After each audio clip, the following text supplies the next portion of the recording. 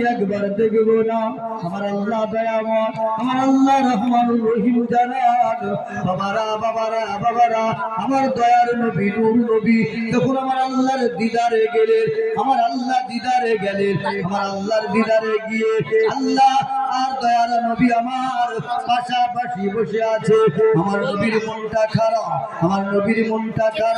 আমার আল্লাহ বলছে, ও আমার হাবিব, মনটা কেন খারাপ? আপনি এসেছেন মাসুকের কাছে, আমি আল্লাহ আপনাকে অতিথি হিসাবে মেহমান করে আমার ঘরে আপনাকে আনিয়েছি।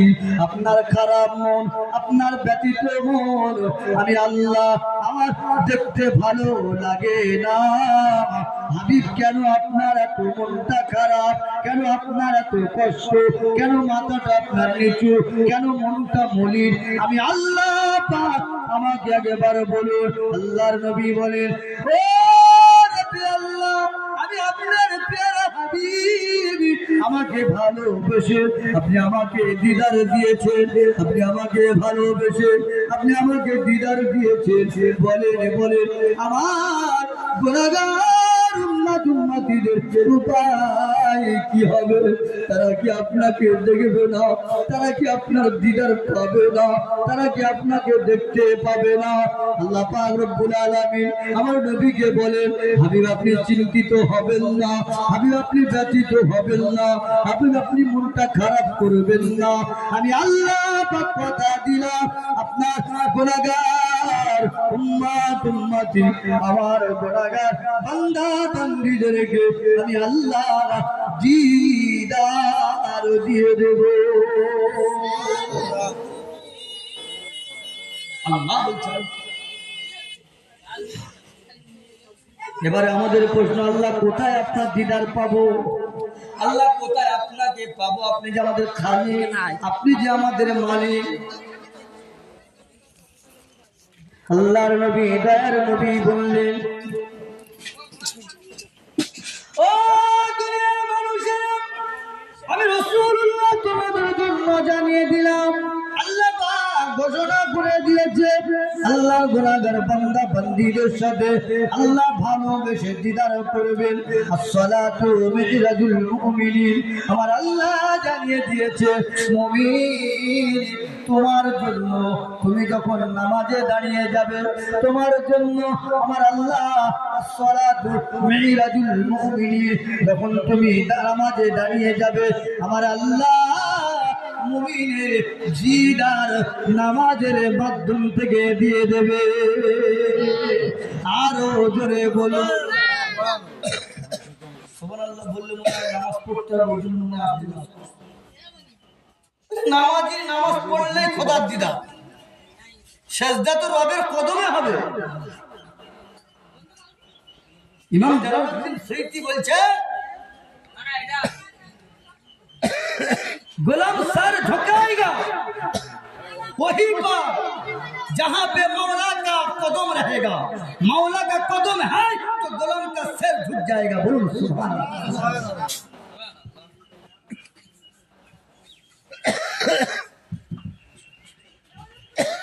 अल्लाह साथे बंदार दिदार। भाईरा जवानेरा जुबकेरा, ও মুরব্বিরা, ও আমার মায়েরা বোনেরা, আজকের কলমা খতম হলো। এরকম গ্রামে ইউনুস খতম হয়, কলেমা খতম হয় 200 লোক, কি 100 লোক। মাথায় আসে না ফজরের নামাজ পড়ে, 5 ওয়াক্ত পড়ে না, বুঝলেন? আছে না? আমার দেখা চুকি বিরাজ করছে, সবে ঘুম থেকে উঠল, তারপরে ফল বলে বেনামাজি এই আমল কি কাজে লাগে? যার নামাজ নেই, নামাজকে যে অবজ্ঞা করেছে, হেয় করলো, নামাজকে যে অবহেলা করে দিয়েছে, তার দ্বারা কলমা পড়িয়ে লাভ আছে?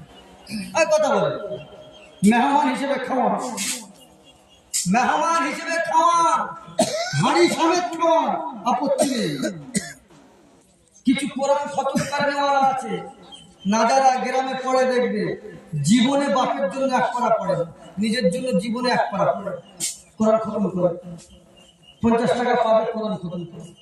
আবার কি আল্লাহ সাক্ষী আছে, খোদার কসম করে বলছি, আমার পড়ার লাইফে এক পারা উঠত, ঘড়ি ধরে 8 থেকে 10 মিনিট, তারপরে গেল 11 মিনিট, তারপরে গেল 12 মিনিট, তারপরে গেল 15 মিনিট, এখন 25 থেকে 30 মিনিট হচ্ছে। আমি একজন হাফেজ সাহেব হয়ে আমার এখন 25 থেকে 30 মিনিট, কেন সেই জোর নেই, সেই জোর নেই, সেই জোবানের স্পিড নেই, এদের হবে 15 মিনিট করে, যারা 25 15 মিনিট 10 মিনিট পারা তুলে দেবে, বুঝলে? আল্লাহ সাক্ষী আছে, হাফেজ হলো না, কোরআন শরীফ পড়তে পড়তে, আচ্ছা বলেন তার কোনোদিন 6 মিনিটে পারা ওঠে, 7 মিনিটে পারা ওঠে? এই না যারা কিছু গ্রামে খতম চলছে 6 মিনিট 7 মিনিট, আমাদের যদি 3 পারা হয় উনি 5 পারা পড়বে। আচ্ছা 5 পারা পড়লে কি বাড়িওয়ালা বেশি টাকা দেবে না? কথা বলে, আল্লাহ কি বেশি সওয়াব দেবে?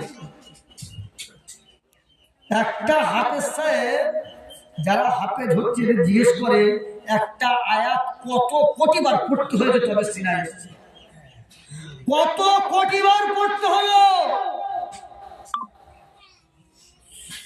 তারপরেও হাফেজ সাহেব যদি আপনার বাড়ি খতম করতে আসে, বলে কোরআন শরীফ খুলে সুতরাং করুন, পড়া নেবেন আপনারা? হাফেজ সাহেবের কোনো আওয়াজ শুরু করে, কথা ঠিক না? তো ও 7 মিনিটে পারা কি করছিল, শুরু ধুলে ধুলে দেখে দেখে, ভুলও তো করেনি, ভুল তো আমিও করেছি ওকে দেখে, কথা ঠিক না ভুল? এই শ্রেণী মানুষগুলোকে কোরআন পড়া বন্ধ করুন। পৃথিবীর জমিনে লেবাসধারী আলে, লেবাসধারী আমল, লেবাসধারী আলে, লেবাসধারী আমল, দুনিয়াদারি আবেদ আলে, দুনিয়াদারি আমল থাকবে। এদের থেকে আমাদের হেফাজত হতে হবে, এদের থেকে আমাদের সতর্ক হতে হবে। নিজে সতর্ক হন আর এই অন্যায়গুলোর প্রতিবাদ করুন। এগুলো অন্যায় হচ্ছে তো।